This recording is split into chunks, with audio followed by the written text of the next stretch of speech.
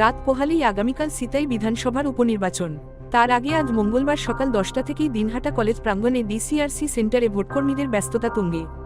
এদিন সকাল থেকেই ভোটকর্মীরা ইভিএম সহ যাবতীয় সরঞ্জাম ডিসিআরসি থেকে সংগ্রহ করে ভোট কেন্দ্রের উদ্দেশ্যে রওনা দেবার জন্য প্রস্তুত হচ্ছেন।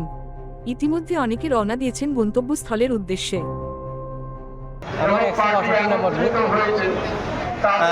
ইভিএম সহ সব কিছু জিনিস পেয়েছেন? পেয়েছি। আমাদের বলেছিল কন্ট্রোল ইউনিটটা একটু চেক করে নিতে, চেক করে নিতে। কখন রওনা দেবেন? আমার পাড়ায় পার্টি একজন আসেনি, উনি আসলেই কতজন সদস্য রয়েছেন? আমরা 4 জন আছি।